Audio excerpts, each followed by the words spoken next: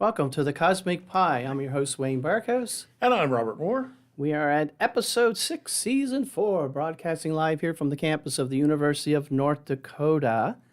We do have a live chat feature that's running, so if you have any comments or questions that you'd like to ask us throughout the podcast, feel free to use that.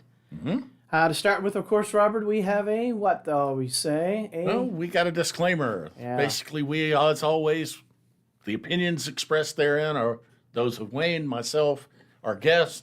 They do not reflect the opinions of the University of North Dakota or any other entity. You'll have to come at us. So, Our fault. We're the ones to blame, right? we're the ones to blame. Now, speaking about our guests, it's my pleasure and privilege to introduce our guest today, Professor Rebecca Simmons from the Department of Biology here at the University of North Dakota. So, Becky, thank you very much for doing this. Really appreciate it. Oh, I'm so pleased. I am very excited. I get to teach evolution. That's my gig. And usually I work with insects. So this is a little bit of field for me, but I love knowing more about our world. So, and everybody calls me Becky, so I'd like that too. So Becky, you say insects. How far are we away from insects DNA-wise? Oh, we're really close. That's our secret, is that we all, that's how we figured out that life is, related to each other, is that we all have the same genes, basically, so the same genes that cause wings to happen in Drosophila or fruit flies are the same genes that make us have legs and arms, and the thing that makes a head in a fly makes a head in us too. So it's really great stuff. And we name the genes after something that goes wrong when the gene doesn't work. So if there's a gene called armless, yeah, that's how we found out. So we'd have like a wingless tree. Yeah, there's a wingless. The wingless family, those genes is so cool because they cause all the patterning. And there's like 14 copies in vertebrate mammals. Oh, wow. And they are the head, shoulders, knees, and toes genes. Oh, wow. That is Interesting. crazy. That's cool. And if something goes wrong, there's cancer. Right. Now, so you mentioned, is that true that, people always say like our bodies have cancer cells in them, just that our immune system, if it's working normally, it's keeping them at a level where they don't cause any harm to us. And if something happens to our immunity, our immune system should say, then all of a sudden cancer can rear its ugly head. Is that true? It is true. Every cell could be cancerous. It's a fault in the way that our genes mutate. So when we're exposed to oxidation, so just walking around the world, our genes are damaged by oxygen reactive species of chemicals. And that can cause the parking brake of a gene not to work, and it won't turn off. And that gene within that cell stops the cell from dividing. And so what happens then is the cell divides out of control and forms a tumor, and it can be benign or metastasized, so cancerous. And that's how it works. So, you never can really, when they talk about fighting cancer, you're really fighting yourself. So it's more of a managing kind of thing. That's why it's so difficult. It's not like you can go in and say, okay, I'm going to kill every cell that's cancerous or precancerous. Then you're killing like the majority of your body, right? That's why the chemotherapy is so bad, because in your mouth and through your digestive system, because that's where you're making the most cells, and so that the drugs can't distinguish whether it's because your cells are supposed to be doing that or whether that's cancer. Right. And I think I read somewhere that cancer was even discovered like in mummies. So way back in So it's always cancer. So does Everything has. so every mammal, it's fair to say, would have cancer or can get cancer. Is that true? Yeah, every animal and any life form, frankly. Yeah. Oh, okay. So But the good news is that we have gene editing proteins or chemicals that go through and fix those mistakes most of the time. So we have something called programmed cell death. Our cells know when they are supposed to die, and when they start doing that cancerous thing, they'll go through programmed cell death and die on their own when things are working. But when they're not. That sounds about normal. Well, let's say someone like me who wants to live to be 200. Yeah. what's the real stopping block? Is it you're making so many so many new cells that just by statistical chance there's going to be some fault in that reproduction of that cell or generation of that cell? Is that what ultimately dooms us in a sense? Exactly. And so that's why older people tend to get, you see more older people with cancer, right? Because they have had that chance for those opportunities to happen more often than small children, right? So, yeah. But yeah, it is terribly tragic. And, losing I did lose both parents to cancer. I got to be the one to tell them about it because I'm the science person in my family. Right. So I Oh, learned Your a lot more job. than I want to learn. Yeah. I'm sorry. No, that's all that, it happens to all of us, right? So we just always hope to stay healthy, take your vitamins because those are antioxidants, so they actually protect your DNA, and stay out of sunlight, don't smoke, things like that. Well, I'm just thinking like in the future, right? We could design, I don't know, whatever you want to call it, let's say nanobots that would go in our bodies and repair the mistakes that are being made in general from the generation of new cells. And if we can error correct to a certain level, then unless you stand in front of a car on the highway, that you can live a lot longer than what we can now. Yeah. And the drugs that they develop now actually don't they stop the cells from expressing those proteins. Or they stop the cells from dividing. So they'll have these chemicals, they're called epigenetic markers or modifiers. So when we say epi, we mean above or not, downstream of the genome. And so these chemicals will go through and they will just turn off the genes that are causing the cancer in your cells. And they're modified for individuals. And so when you see a personalized cancer treatment, that's what they're doing. They found these chemicals that affect the cells and what proteins they express and whether they can stop growth or not. So that's really interesting too. Well, what about this whole, like with COVID, okay? So, I always try to look at the positive side of things that happen. And so obviously it was a really bad thing that happened with COVID and, in 2020 type of thing.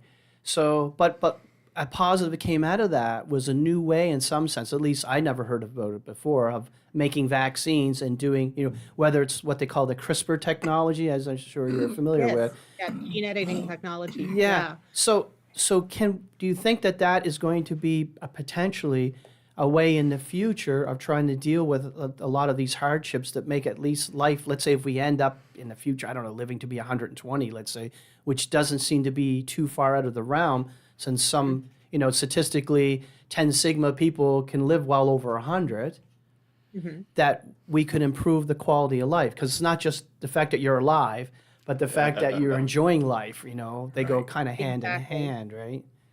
Yeah, exactly. And yet I know that CRISPR technology is in the works for people trying to fix those genes before they turn on. So, of course, with breast cancer, that's when it was discovered through breast cancer research. Okay. And so you can fix those. If people test that way, you can go in and fix them. It's amazing technology. I've never played with it. I understand how it works, but it's sort of like magic to me still. Wow. Because, if your knee blows out now, you go get a new knee replacement surgery, right? Where 50 years ago, of course, that wasn't the thing as far as I know. At least I never heard about it when I was a young kid. And then all these body parts, can be replaced if we really spend the time and effort to work on things. But it's the other part, it's the cellular, like, I don't know what you'd call it, right? The biology part of things that we got to make sure that is able to keep us alive, healthy enough that we can do things, when we're older. Back around 2001, 2002, I remember talking with some students. I was teaching high school at the time, and brought up the fact that the genes for frogs that regrow their arms or legs, are inside of us. Yep, and just when have to turn them on. I was about to say, and it'd be neat just to turn them on. And they were like, yeah, that'd be great. And I was like, but maybe those genes have to be off for you to grow a 3-pound lump on top of your head. There are some people, though, that do experience, like if you lose a digit at the end of the finger, the finger will regrow, not to full size, but it will grow slowly. Okay. But because there are growth factors at the tips of your fingers, not stem cells, but growth factors that will encourage the fingers to grow back, including the fingernails. So I got a story. And if my wife watches this later, she can confirm this. She always told me that when she was a little kid, she was playing by an open window and the window came down unexpectedly and sliced the end of her finger off, and that grew back. And you can't even tell by looking at her fingers. I'd never be able to point out which one it is. I had that issue. Yeah, that's so cool. That I'd never heard of that, but I felt like at the time, I feel bad for like getting out my shovel. Yeah. I thought it was, you know what I mean? I thought it was bunk. Okay. But then you hear of lizards that do that, right? And Wayne, Valentine's Day is coming. You got your opportunity to fix this. I'm apologizing now. This is my way. This gets into where I was going with the students is that, maybe we don't want to turn on those genes necessarily, but wouldn't it be nice to know the proteins they encode for and that is be able to inject those, Yeah, that is the thing. They're trying to sequence the epigenome of humans, and we are helping that. I mean, I have colleagues here that are doing that, and it is really neat. Yeah, and I get to talk to them and hear their great ideas. Cool. So, well, we're trying to grow that part of our program. Well, you think of the tailbone, right? Yeah. You can feel that lump behind you. Right. Yeah. Is there a way that we can turn on genes to grow a tail? Sure. I'm sorry, we can. Yep. Now, whether Wow. we'd want to. Well, okay, so it gets to this idea. Obviously, there's a use for a tail. My dog enjoys its tail, Right. right? It seems to. Yep. So we enjoyed having a tail so many years in the distant past. And by normal evolution, there was no need for that. And so is there a way that the body kind of turned that off and put Yes, more so and there put would be- yeah. There's selection again. So if you have if there's selection for a trait that goes away and the trait is energetically expensive, the individual genes will slowly, start shutting down. And so, as you know, all apes, right, have no tails, and we are just hairless or less hairy apes. So we don't have tails either. Cool. But some people think that, like when I hear some people talking about evolution and they're like, like my great grandchildren will be, but it's my understanding that no, you're talking about hundreds of thousands of years of evolution for those kind of changes to take place. You're not talking about. Well, it depends, right? So resistance to COVID happened for some people very quickly. Because there was a lot of selection pressure, right? So we call it selection pressure, that if you are under selection, your environment around you is basically choosing whether you live or die. And that's high stakes, right? So if you happen to be resistant to COVID, your chances of survival went up incredibly high compared to everybody else. And so when you have kids, right, that resistance is passed on to your offspring. Right. And so that the frequency of people that are, resistant to COVID or flu, that's us, right? We're the ones who made it. And so the next generation are going to have that too. So it's fascinating. So I like telling my students that they're all successes because millions and billions of years of evolution got them here, and they're still here.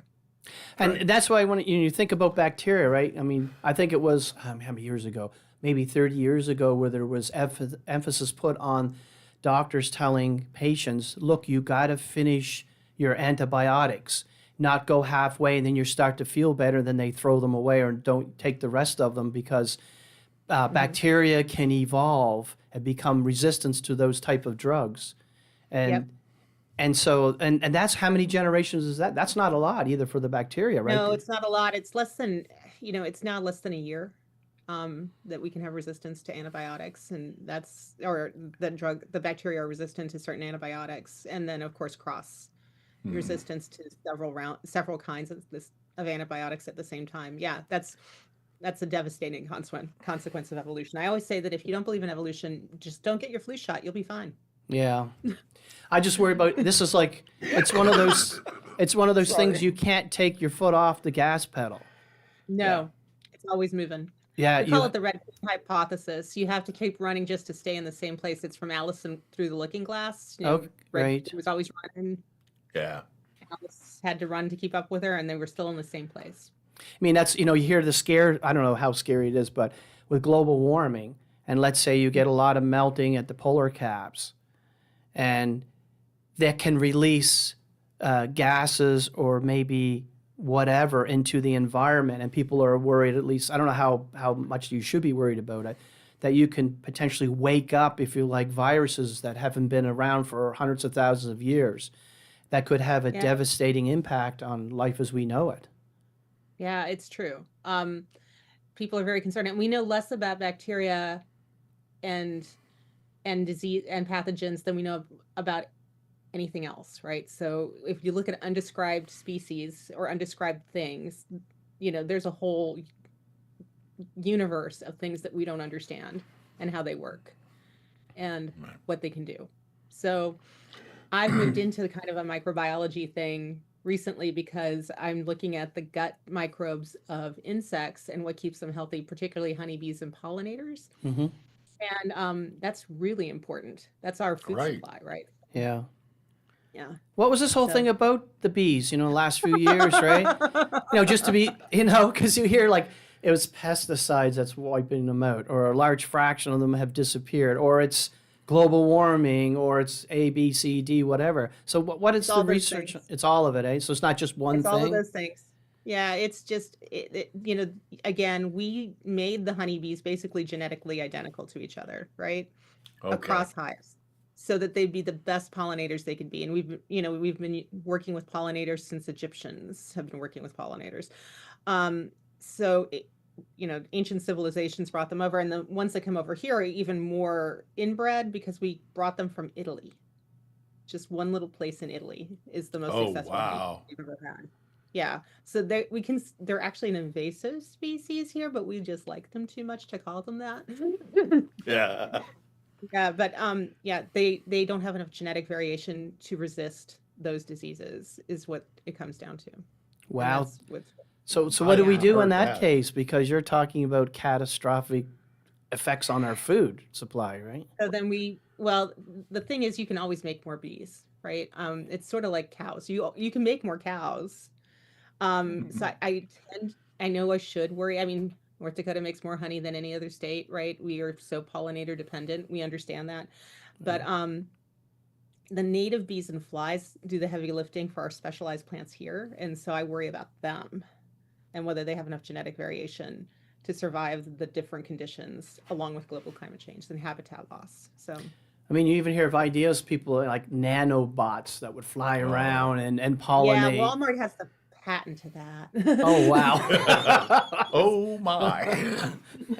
Well, we're all doomed. Well, given enough time for the engineering to get done, I could see it like have some success, right? Yeah, it is. It's a lot more expensive. Yeah.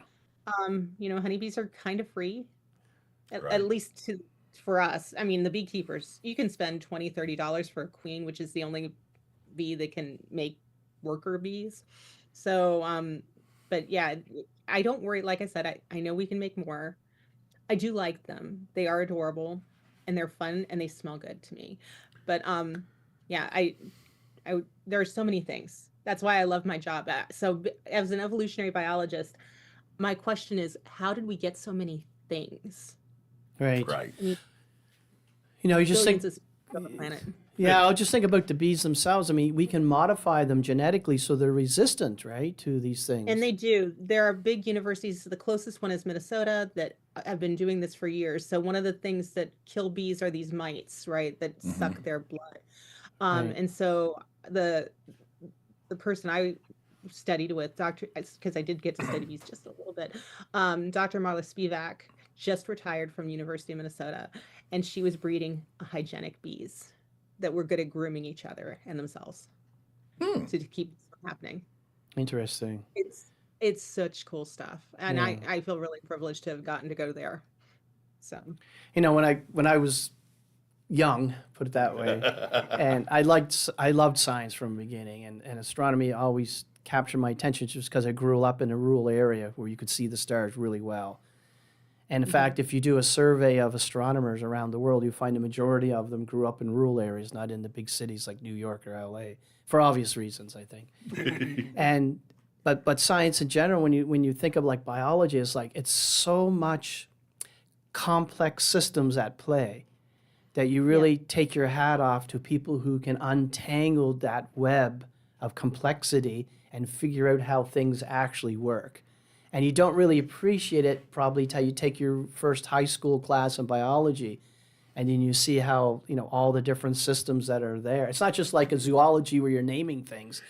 It's like everything's depending on anything else. It's a well-oiled machine, and it takes a lot of brain power, like from, it's my personal opinion, to figure out all these systems. I mean, what you can do is you can reduce it down to subsystems that are less complex, and hopefully you get an understanding of that and then build up that complexity. Is that how you think as a biologist, a working biologist? Yeah. I the reductionist movement is still really big, but now we're trying to branch out and think broadly about rules. So the National Science Foundation wants us to think about rules of life that are universally applicable. That's the science they want to support. Oh, wow. And Okay.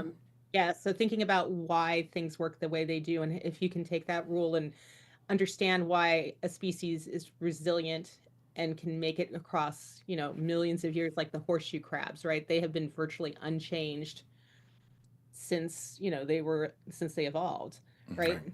And it's because they're really successful with that body plan. And they will continue to be cockroaches, very Right. successful with that body plan, those Sure. legs. So, we call those adaptive radiations. They're defined by a trait like a jointed leg. So cockroaches, all those crustaceans, all those insects, all those spiders are successful because of that one thing. And Yeah. that would be a rule. Interesting. So you're looking like Yes. unification, essentially, Yeah. right? So people are trying to figure out. So we have colleagues here that take instead of thinking about step by step by step all the time, they're thinking about how can you turn on and off a gene, right?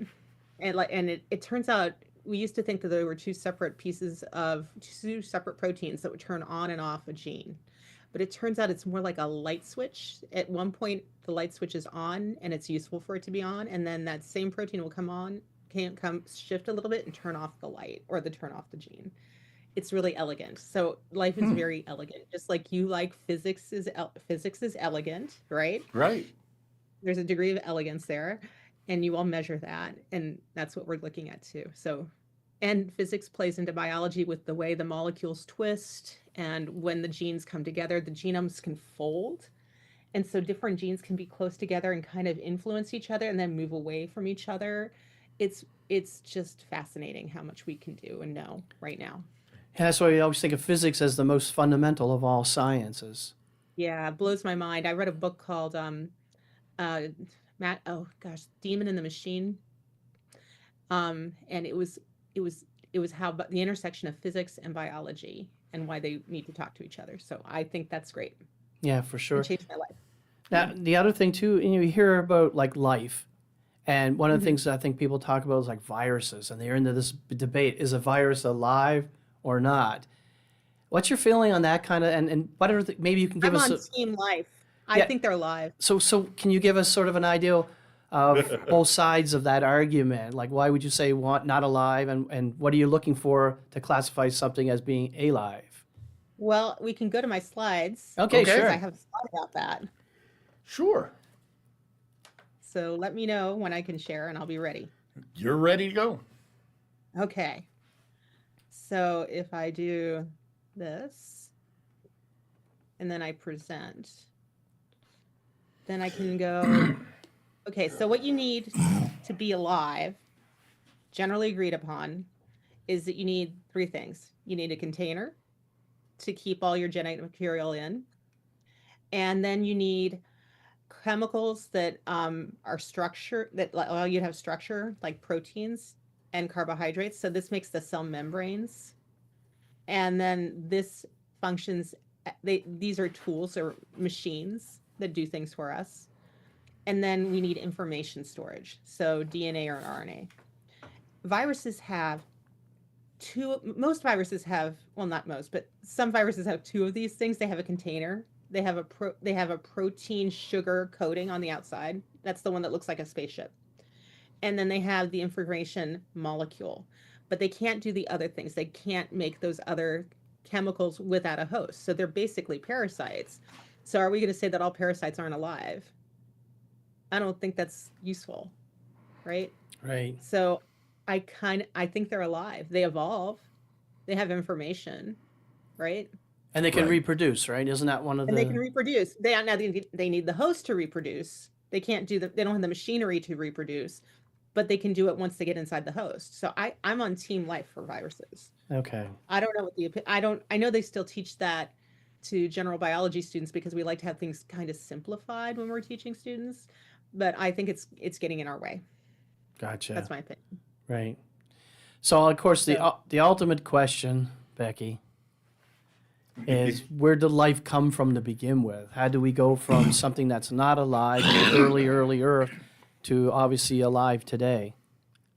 Well, there have been a lot of opinions about that over history, and I'm sure that some people have heard about the probiotic soup experiments by Miller and Urey, and that that these researchers put a bunch of chemicals with heat and electricity and kind of let it go, and what they landed up with eventually was amino acids, right? So Yeah. the protein, and and then strings of them, and that's what we used to think was life, but it lacks. While it has you can make the container, this doesn't have any information storage. It's good at telling information. I mean, that's our proteins are what make us, right? So when you're looking at me, you're looking at my proteins. You're not seeing my DNA.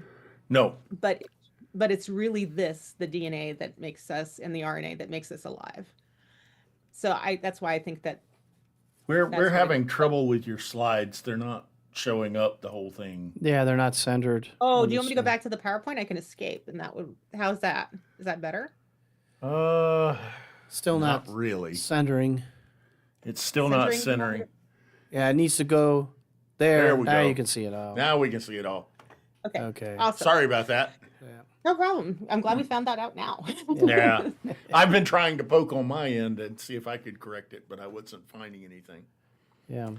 Yeah, it's rough. So those are the necessary things that we need. And now we know through a lot of experiments that it was likely, oh, come on. Why aren't you advancing? There we go. That we have this thing called RNA world.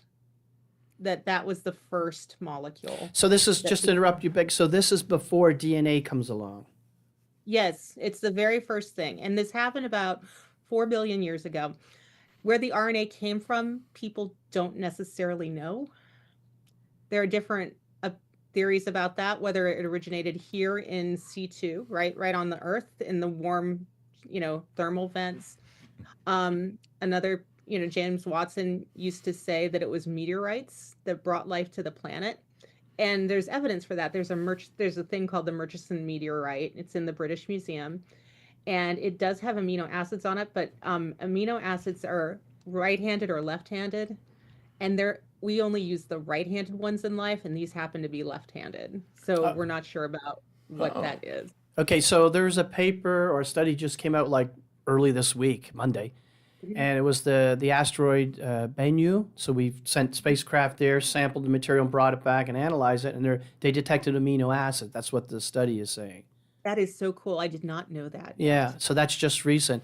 But so that right or left hand at chirality or something is what they refer to. Chirality. Chirality. Chirality. So I remember that Paul Davies, who's an astronomer, That's but he. the guy who wrote the book. I couldn't think of his name. Oh, okay. Okay. Paul Davies. Yeah. So he always would say that if we have a different handedness that we discover life somewhere else, then we know that it's like, for example, let's say we go to Mars eventually, pick up some of the rocks, right, analyze them in detail, and we find that there's signs of life in the rock, bacterial type signs or whatever. Then the next question is, did that life form independently on Mars?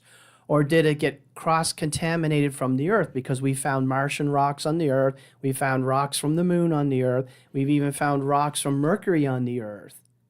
So clearly there is cross-contamination that can occur and have occurred in the past. So can we be absolutely sure that the life we find on Mars, and that hypothetical, is independently arose on Mars rather than coming from Earth? And he said, well, one way to do it is the handedness could be different. And if it is that's kind of what we're looking for then in that sense? Yeah, that's what we're looking for. That's one thing, yeah. But what's also interesting is that there are scientists that can make the other they can make this shadow life, the other-handed life Hmm.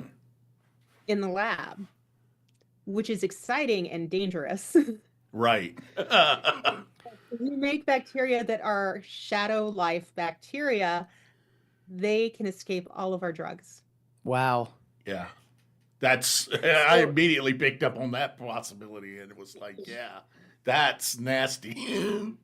Yeah, so there is the Union of Concerned Scientists has banned that work. Oh, sounds like cloning. Yeah. So is there any advantage of being one-handedness, right-handed versus left-handed for life? Do you know? Without selection, no, but our Earth is a right-handed Earth, right? So it automatically excludes all the left-handed life. Right. So that's the first, you want to think about a selection event, a screening for life. That's what made life different initially in the beginning. Yeah, I almost think of it, it's not the same thing, but you can think of it like matter and antimatter, right? Why is everything matter? Why is there no antimatter? Well, Mm-hmm.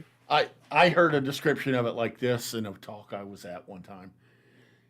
There's a molecule that if you turn it right-handed, it's a pain reliever. If you turn it left-handed, it kills your liver. And it's called Tylenol, acetaminophen. Yeah, and we have the same thing with sugars too, right? So the artificial sweeteners that taste the same to us are right-handed or left-handed molecules. The ones that actually give us nutrition are the right-handed ones. Oh, interesting. Yeah. Yeah. If you remember a product called Olean from, I remember that, yeah. and it was still a fat that you were Yes. frying in. It was still an oil, but it was a left-handed oil, so your body wouldn't absorb it, and it just passed right through you, which is part of the side effects. It passed right through you. Oh, I see. Yeah, I remember those days. I don't like so I can taste the artificial sweeteners and I don't drink them because I can taste them. Right. But yeah, I never experienced that either because I was like, I think that's not a great idea. Right.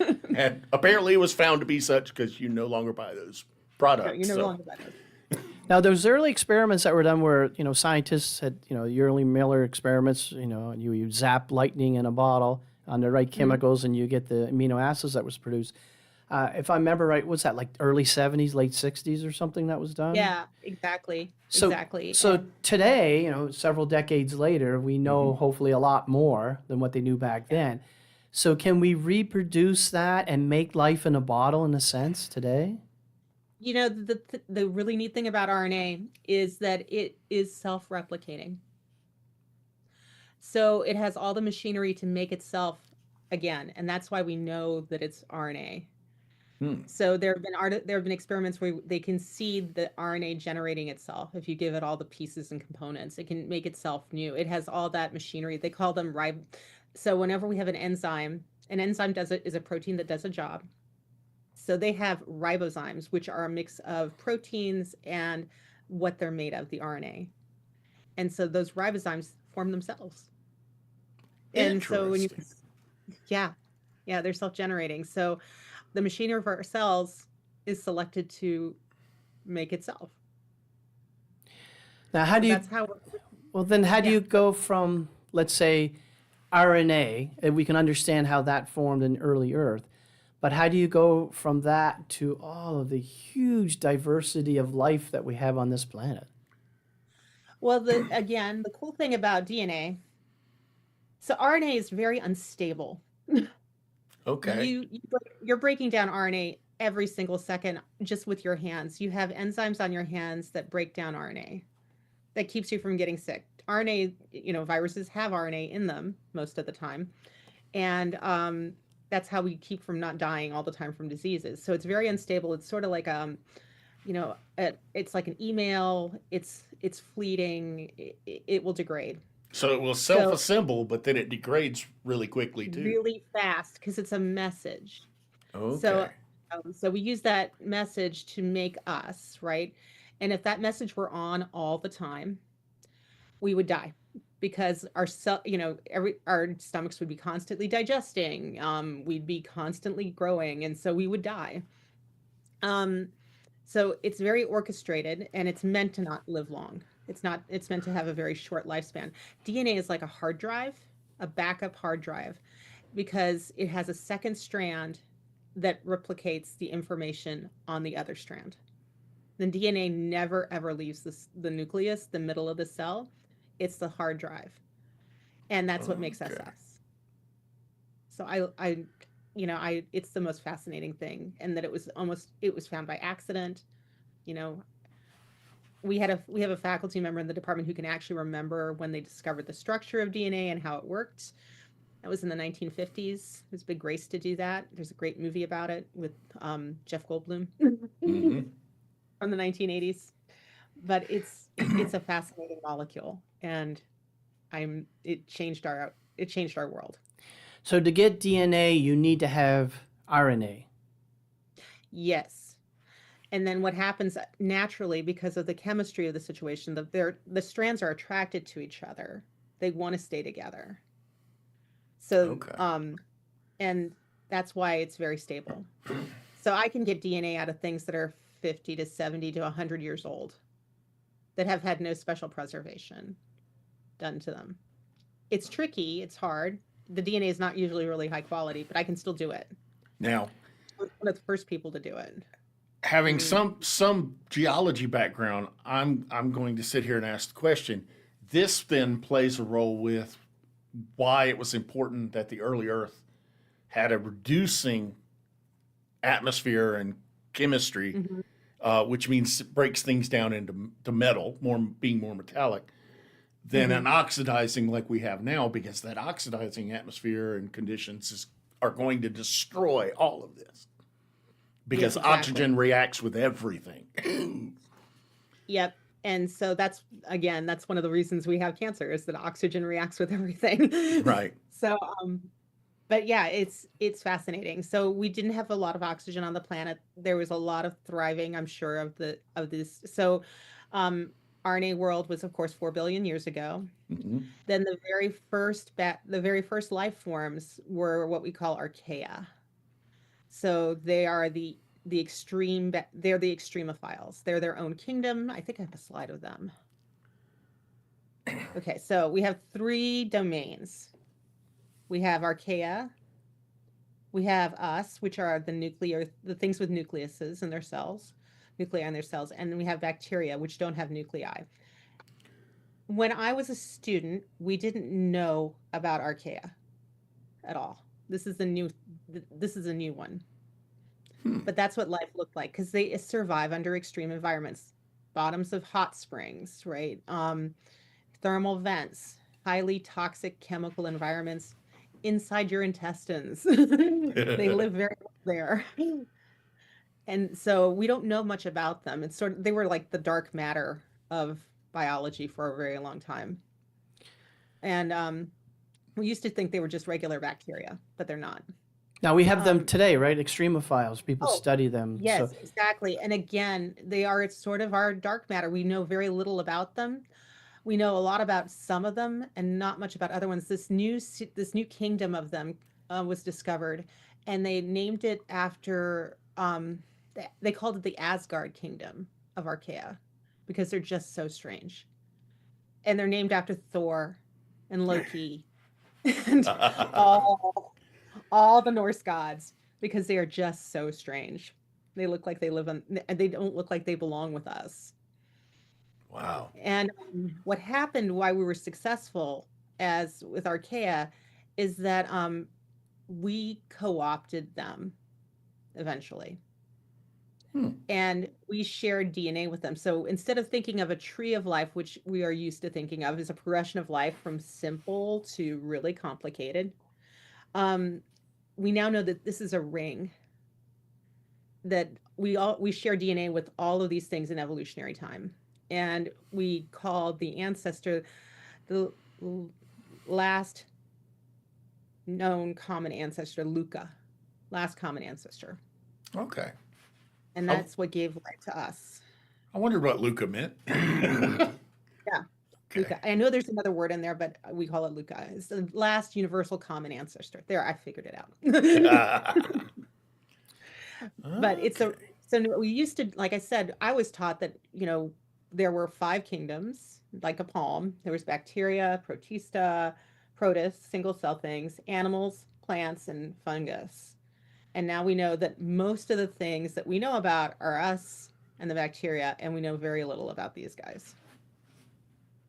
Interestingly enough, because they're so good at surviving at extreme temperatures, they make the chemicals that we use in molecular biology to understand them. So from a chronology point of view, were they here first? Yes, absolutely. And so when we're looking for early life, we're looking for them. Okay. Interesting. They all have DNA. They all have DNA. That's what keeps us together. And then what happened was, so we have bacteria that are free living, right? They have they don't have a nucleus. We have archaea that lives in extreme environments. They have circular chromosomes, so DNA, circular DNA. They don't have any structures in their cells. We don't know much about them. And then we have us, the eukarya. So we have a nucleus. We have structures in our cells, right? We have linear chromosomes. We have these organelles that do things in our cells, these structures that do things for us. And we all of us speak the same genetic language. We all have a code, a protein that says start and one that says stop, so that we know when a gene starts and stops. And we all have the same machinery for making proteins to do that. So why the difference? Like what would be the spark, no pun intended, of going from very early times when you just had that one form of life to what we see around us today, like us? Okay, so then, for example, we co-opted, or cells co-opted pieces of co-opted other organisms. So at one point, an archaean found a bacterium, and ate it, but didn't digest it. So mitochondria are everybody's favorite organelles in cells. They're the powerhouses of the cells. They make energy for us. And they have their own DNA and their own way of making proteins. And they divide on their own independently of the cell when we go through cell division. They're also maternally inherited. So your mom gave you your mitochondria, and that's why everybody should be nicer to moms than dads. But you wouldn't be here without both. I know, exactly. I remind my sons that every year. I made you out of me. What handedness are you? Yeah. And, that's a whole other story. And so I'm going to bring up the point that chloroplasts are another example of this. Oh, and there's your slide. What I'm showing you. There's my slide. So this is a chloroplast, and at some point, this bacterium, which still exists today, it's called cyanobacteria, co-opted this chloroplast, and that's how we started having oxygen on the planet. This happened about 3 billion years ago. So what they do is they take in sunlight, right, and they form sugar with carbon dioxide, which was very abundant in early Earth, and then they release oxygen. And that's how we started to live, because all of life requires oxygen except for the archaea and some bacteria. That's way cool. That is cool. It is. If you could go in like in a time machine and grab some life before that time and expose it to today's atmosphere, they die. They die because it's toxic. They would, because they need that's why, one side effect of higher carbon dioxide is that trees and plants are so happy. They have plenty of food to make with what we give them. So that's the one thing that global climate change is good for. But so just like the mitochondria, they have their own DNA, they have their own ways of making proteins independently of the cell. And so it was advantageous to take them in and not eat them. That also makes it so that if you go back, I don't know how far back, I forget now, several 100 million years, there's a point where you didn't have fire, naturally occurring fire, like from lightning strikes, because there wasn't enough oxygen on the earth to support it. Mm-hmm. That's right. And so this is the first thing, and we came out of water. So the reason we came out of water, life came out of water, is because of this. too. Right. There's plenty of water. You can't have life without water. Well, So- can't have our type of life without water. But You can't have. Well, don't- let's we- let's we talk have a about. sample size of one. Okay, so- okay, Becky. Okay. He opened up the can of worms. Okay, and I don't know if it would look like worms or not. But anyways, life that's somewhere else, okay, on another planet, that doesn't have the resources that we would have. Let's say start with water, a lack of water, and we don't know really where our water came from. Speculation is it came from comets. And at first, I noticed a few years back they poo-pooed that idea because the isotopic ratio didn't match some comets. But now we've have observations of comets where they do match. So they're Yep. just not all comets are the same. And so that opens up that possibility again that water was initially brought here through comet impacts. But what about another planet that maybe never had that? As Rob mentioned, can you have life without water, or at least very little? I think you can.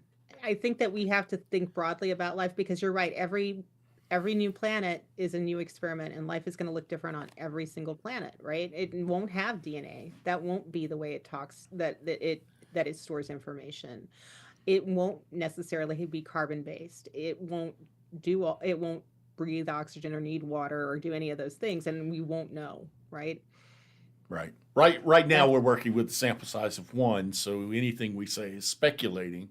Yeah. Even about, you have to have water. That's still speculation. Well, is it possible you could go to a planet and you wouldn't even be able to recognize that there's life there? I'm certain that that's happening all the time. Yeah. Interesting. I'm 100%. I'm not 100% certain of many things, but I'm 100% certain of that. Yeah. Yeah. I mean, the importance of water, as I understand it, is that it's a good solute. Everything will dissolve into it, almost everything, and so you can get a lot of this stuff together. It also holds a lot of energy in Well, terms there's of heat. that. Yeah. Yeah. So that's really important. And Okay. yeah, that it's not polar, right? So Right. It doesn't have a charge, so it's really good at not dissolving many things. Okay. Oh, Yeah. right. So it won't dissolve our nice lipid layers and things like that. Yeah. Yeah. I mean, that water is repelled by that. Yeah. So For those that don't know, lipids are fats. So I got lots of lots that. of good fat. yeah. I mean, the thing is too, because when you think of, we need to have water-based life, so then you start thinking about what we call habitability zones around stars. That all of a sudden you're biasing your sample size and you're excluding anything that's sort of not like we see here on Earth. When in fact we Yeah. could be throwing away, the can't speak today. The kitchen sink, right? The baby with the bathwater type of Right. thing, right? All that stuff, right? That you're just ignoring it, and that's not a good thing. No, no. Well, but it's again adaptive for us to do that, right? So the reason we're going out into space, right, is to find new homes for us, right? So we want to find a place we can live. Right. And if there's life already there, then we know it works, right? Yeah, or somewhere we can terraform. Right. Yeah. Yeah. Because that's a lot of people talk about that on Mars, right? What are the things that we have to do to Mars to support life? Terraform is like, well, what gives you, number one, what gives you the right to terraform a planet? You know what I'm saying? And how do you know you're not destroying some in situ life form? Right.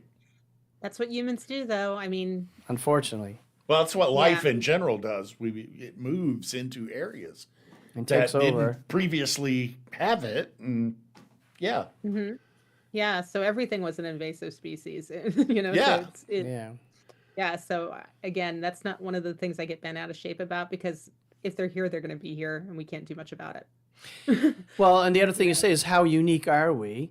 And there's a couple ways I look at it myself. Is number one, are the raw ingredients for life just here, or are they anywhere else? And then you start looking. Okay, well, we've discovered hundreds and hundreds of molecules in interstellar space and interstellar clouds or star formation regions and so on.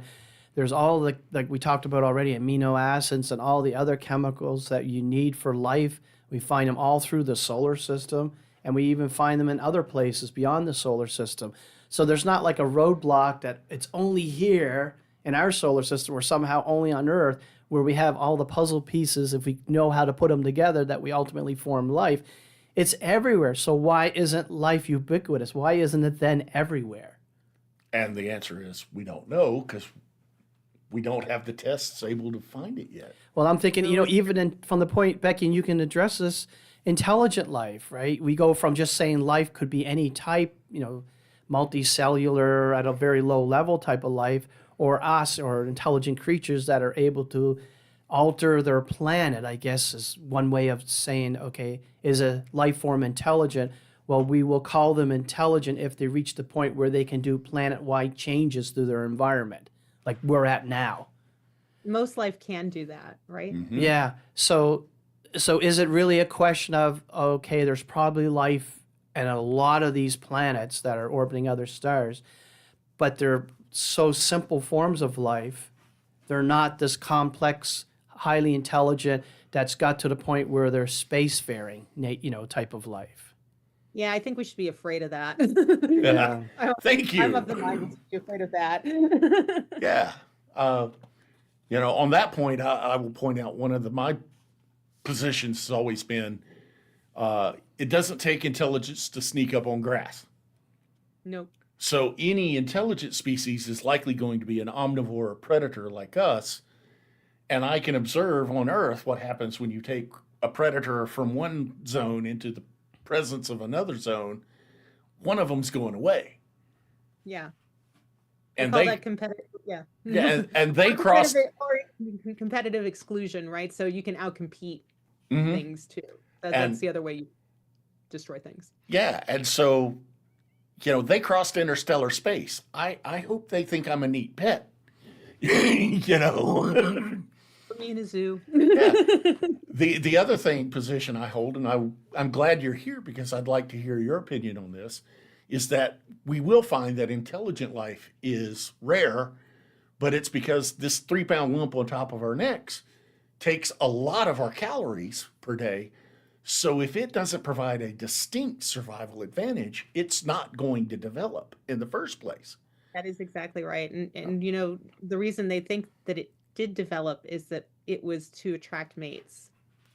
This big brain Interesting. of ours attracts mates because it gives us the flexibility to make things like art and be interesting, right? And creative. And so that made people attracted to each other. Interesting. So you just made an argument why students should take essential studies courses. You know that? Yeah. I went to a liberal arts school. I was a lit minor. So there you go, folks. Taking all those art classes and everything is making you interesting to other people. Yes, which makes your children successful. We call that the sexy sun hypothesis in evolution. So it's not just STEM, it's STEAM. There we go. Exactly.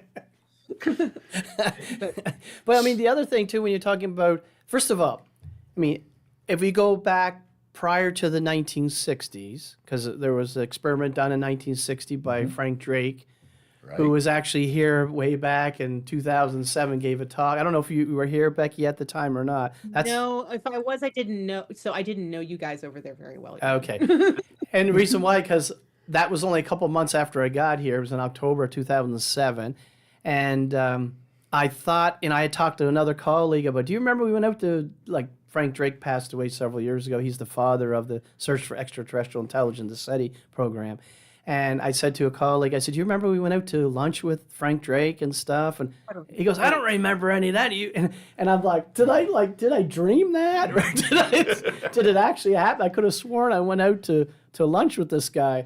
And then I actually did a look on the weekend just gone by to see if he was here. And I found an old university letter where it advertises his talk on a Tuesday evening in October of 2007. So yeah, he was here. It wasn't a dream.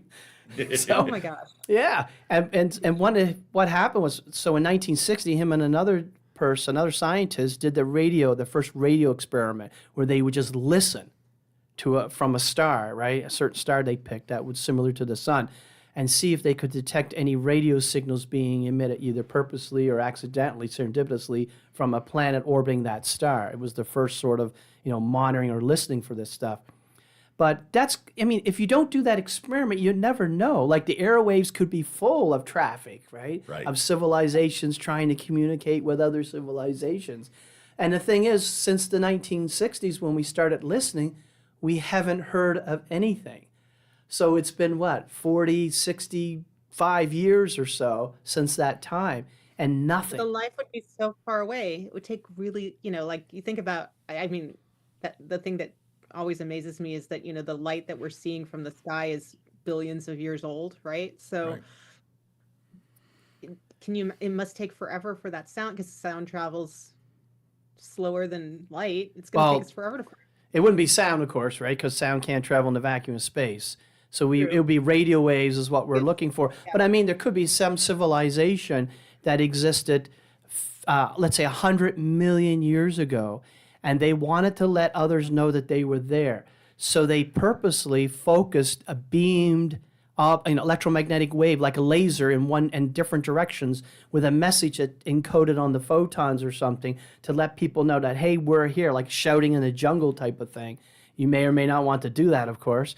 And then that civilization might have naturally evolved away after several million years, but because they are 150 million years away, we're just getting that signal now, today, you see?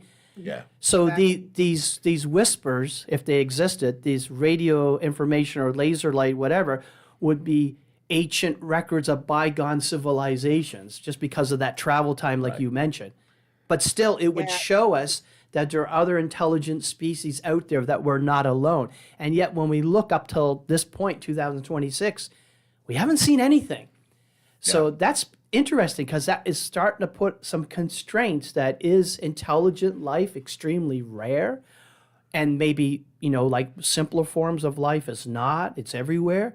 But it's just that, how do you get to be intelligent? And, I hate to put human bias on this, but I have no choice because I'm human. At some point, you discover element number 92 in the periodic table, uranium. And is that a filter, as they say, a great filter, where there's very few intelligent civilizations that get through that point in their evolution where they don't essentially wipe each other out, if you know what I'm saying? Exactly.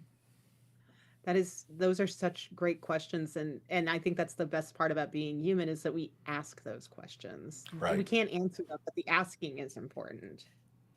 Yeah, so right? if you're definitely a young person and you want to do something, well, there are lots of things you can do that are meaningful in life, but just become a biologist and study these kind of things is just so, or a biological physicist. Yeah, I mean, it's just so much out there that we just don't know. It's not, and some people get this idea that we know all of science, right? Yeah. So you're a scientist, yes. Well, then tell me how this works, and why are we here, and what happened before the Big Bang, and this and that, and it doesn't mean that we know everything. Right? Yeah, exactly. In fact, so And I know. Go ahead. Sorry. Go ahead. Go. I was just going to point out that you mentioned biophysicist. That is a job description and a direction that did not exist in 1987 when I was going to college. So there's becoming an awareness that multidiscipline looks at things are important. And I love that. I do too. So I know that we're running out of time, but I wanted to remind everybody, the person who had all these great ideas before anybody else did was Charles Robert Darwin, the father of evolutionary biology. He was not a scientist. He was a thinker. And he was the first person to realize that all life is connected. And he drew a little evolutionary tree right here. And the very favorite part of this drawing that I love so very much is that he draws all this, and I draw. That's my job, is I make those evolutionary trees about life. And then he puts, I think, next to it. Nice. Interesting. The humility there is just staggering to me. His writing is elegant about how life was created. He talks about the tangled bank and the warm little pond where life has started. And I just can't help but love that. And his birthday, if you've noticed, is Thursday. Yeah. Nice. And he would have been 217 years old. So please join me in celebrating Charles Darwin's birthday and evolution. I would love that. Nice. If everybody thinks to themselves, happy birthday, Mr. Darwin. Absolutely. Now, you got me thinking, Becky, about Darwin. I could see two reasons why you would put I think on there. Number one is the obvious one that we think of, no pun intended. Mm-hmm. The fact that he wasn't sure, that he knew there was a lot of uncertainty in what he was doing, speculation. But do you know, I haven't read, in depth about Charles Darwin and his environment, but do you know if he was, afraid's not the right word, but concerned about the religious aspect of society that he grew up in? Yes, he was very concerned, especially because his wife, Emma Wedgwood Darwin, was very religious. And he certainly did not want to hurt her in any way. Right. Because He was a great father, great husband, Yeah. Yeah, and yeah, the funny thing is if you read his diaries went missing, by the way. They were stolen and then they were returned and now they're missing again. Oh, great. But he would write about marriage and the advantages and disadvantages, and he said, well, having a wife would be better companionship than having a dog. So, at first. Oh, wow. And you were after me for Valentine's Day coming up. But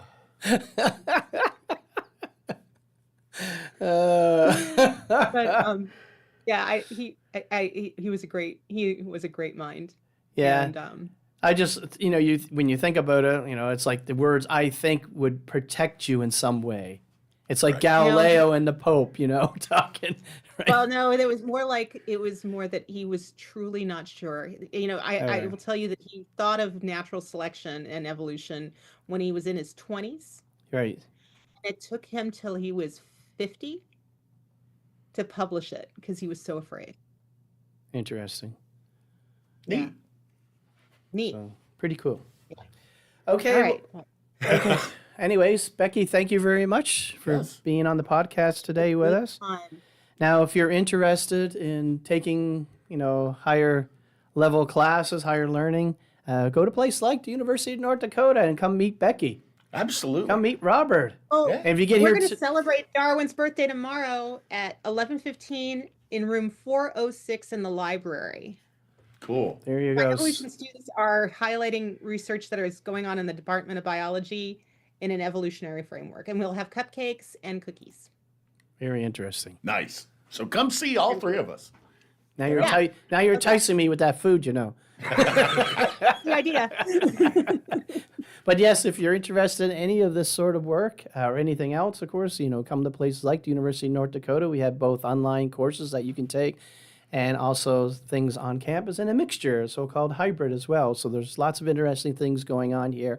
And you can pick something that I'm sure that you'll find very pleasing in life. Yep. Put it that way. And as we discussed, we will steer you in the direction of the arts too. We will. Yeah. Definitely. Absolutely. That's what makes us human. Absolutely. See? And attractive. And attractive. That's right. If you're like 16 years old, that's probably the number one thought on your mind. Oh, Lord have mercy. But anyways, our next podcast will be next Tuesday. That's February the 17th. And as usual, at the end of every podcast, we leave you with a quote or an excerpt from somebody's work. Okay. And Becky will laugh at this one. I actually have a little bit of a quote from the book, The Fifth Miracle, published in 1999 by Paul Davies. I'm going to have to read that one. And here's the quote. Many investigators feel uneasy stating in public that the origin of life is a mystery, even though behind closed doors they admit they are baffled. Nice. So if you like this podcast, feel free to give us a thumbs up, subscribe if you haven't subscribed, and we'll see you next time. Thank you. All right. Bye, folks. Bye.